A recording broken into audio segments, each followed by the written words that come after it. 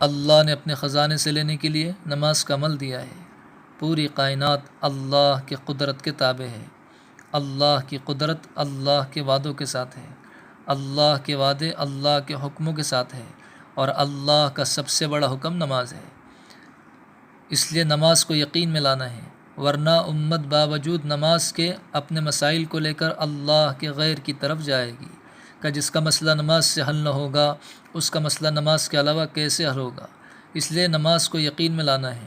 جب نماز یقین میں آئے گی تو اللہ ہماری نماز سے راضی ہو کر دنیا کے نقشوں کے خلاف اپنی قدرت کو ظاہر کر کے بتلائیں گے، جیسے اللہ نے صحابہ کے ساتھ کیا ہے۔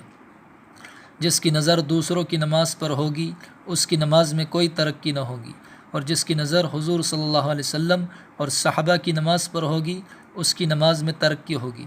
اس لیے جب بھی نماز کی دعوت دے تو حضور اور صحابہ کی نماز کو سامنے رکھ کر دعوت دے، اور صحابہ کی نماز کے واقعات کو سنایا جائے۔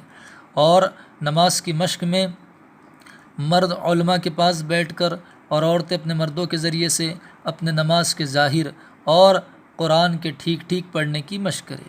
نماز کے ظاہر میں فرمایا وضو سے لے کے سلام کے پھیرنے تک پڑھنے اور کرنے کے اذکار ارکان کو صحیح صحیح ادا کرے۔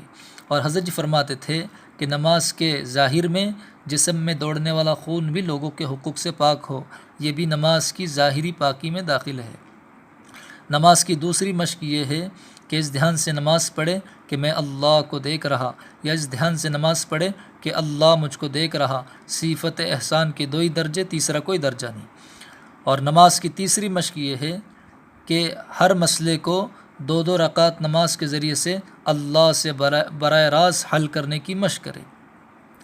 اور نماز کے ختم پر یہ سوچنا اور خیال کرنا کہ اللہ میں تیرے شان کے مطابق نماز نہ پڑھ سکا، اس پر رو کر کہنا کہ اللہ میری نماز میں حقیقت پیدا کر دے۔